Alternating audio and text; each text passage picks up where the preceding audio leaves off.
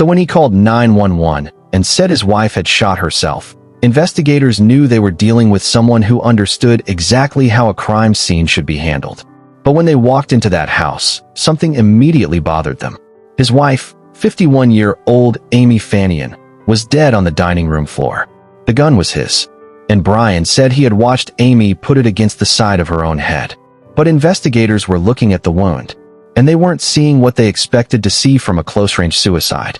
Then they discovered Brian had searched for information about gunshot residue testing just 11 days before Amy died.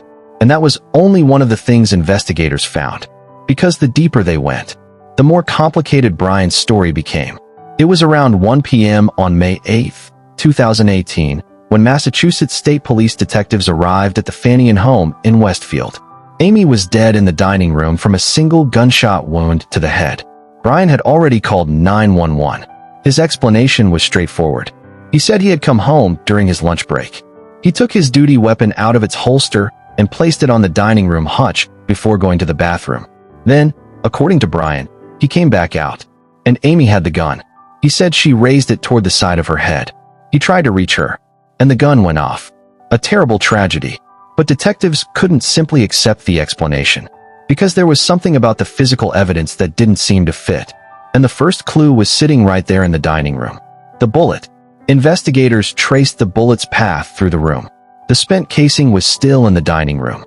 The projectile traveled through Amy's head and eventually came to rest in the breezeway. And the gun?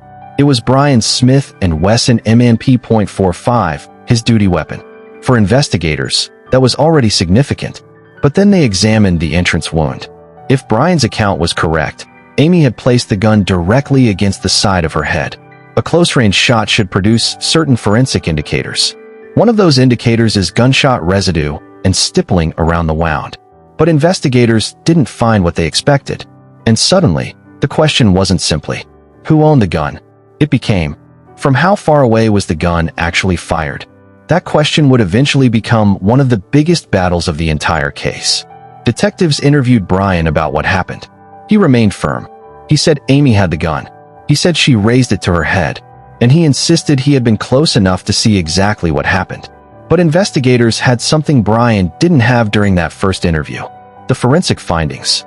When detectives later confronted him about the lack of expected evidence around the wound, Brian refused to change his account.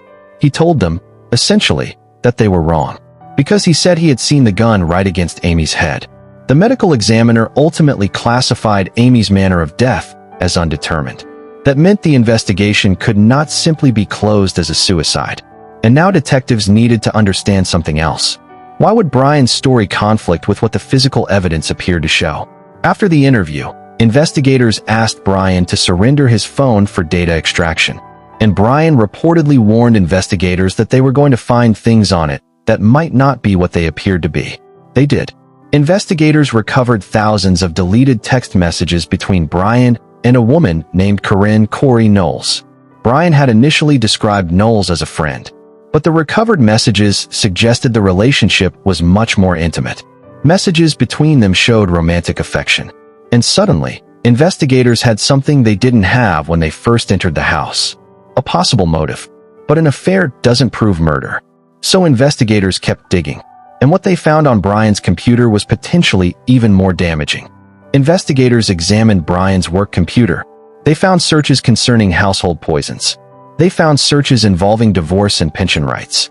They found searches concerning infidelity. And then they found something that immediately caught their attention. 11 days before Amy died, Brian searched GSR testing. GSR means gunshot residue. According to CBS's reporting of the trial, Brian visited several pages concerning gunshot residue that morning. Prosecutors argued that this was highly significant because Brian wasn't assigned to a case requiring that kind of research. But here's where we need to be precise. A suspicious search is not automatically proof of murder. The prosecution had to convince a jury that the search was connected to what eventually happened to Amy. And there was more. On the day before Amy's death, Brian repeatedly searched how to remove frequently contacted people from his phone. The prosecution argued that he was trying to hide evidence of his relationship with Corey. The defense argued he was preparing to get a new phone. Two explanations. One computer. And now the jury would eventually have to decide which interpretation made more sense. But the digital evidence became even more complicated. Amy's sister, Anna Hansen, later testified that Brian had told her he had searched for information about how to make a murder look like a suicide. That testimony was explosive, but there was an important problem.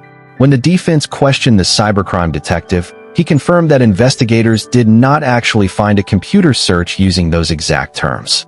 So the jury had to consider two different things: what Anna said Brian told her, and what investigators could actually recover from the computer. And that distinction mattered, because this case wasn't built around one piece of evidence. It was built around a collection of evidence that prosecutors argued pointed in the same direction. But the defense wasn't finished. Not even close. Because they had their own explanation for the forensic evidence. And it involved something very ordinary: Amy's hair.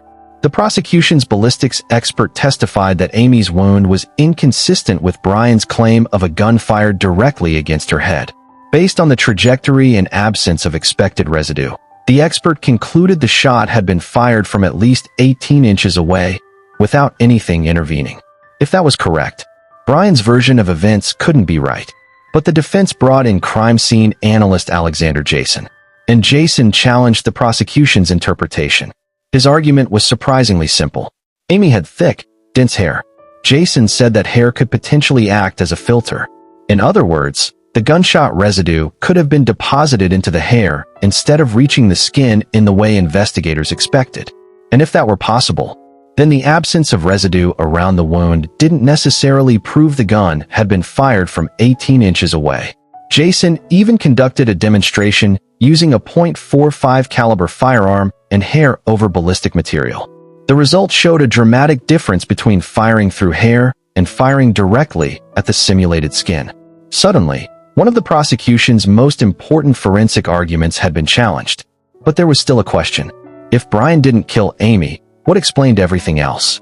By the end of the trial, the jury had heard two dramatically different explanations.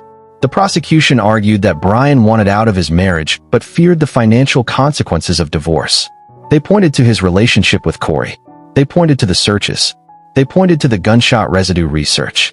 They pointed to the morning searches involving Massachusetts forensic and medical examiner resources. And they argued that all of these details were pieces of one larger plan. The defense told a completely different story. They argued that Amy struggled with anger and anxiety. Family members testified about her temper. Her son testified that he could envision Amy impulsively grabbing Brian's gun and shooting herself. And the defense argued that the forensic evidence could still be consistent with a close-range self-inflicted shot because of Amy's hair. So the jury was left with two competing stories: premeditated murder or suicide. And there was only one group of people who could decide which story they believed: the jury. After weeks of testimony, the lawyers made their final arguments. The prosecution said Brian had deliberately killed his wife. The defense maintained that Amy had taken her own life. Then the jury left the courtroom. For Brian's family, everything came down to those deliberations. For Amy's family, the same was true. 2 days passed, and then the jury returned. Brian Fanian stood before them. The courtroom went quiet. The judge asked for the verdict. And then came the answer. The jury found Brian Fanian guilty of the first-degree murder of Amy Fanian. He was sentenced to life in prison without parole. The verdict came nearly 5 years after Amy's death. But there is an important detail we need to remember. Brian Fanian's conviction is under appeal.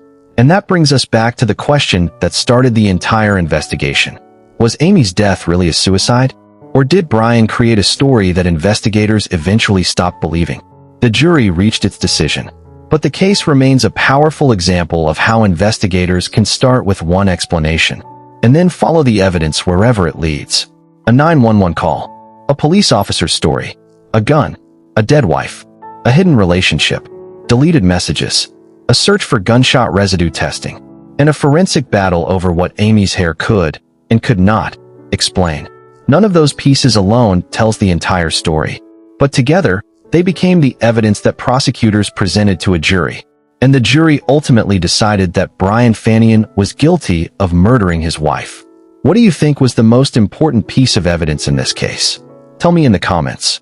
And if you want more carefully researched true crime investigations where the evidence tells a story that isn't obvious at first, subscribe, like this video, and turn on notifications.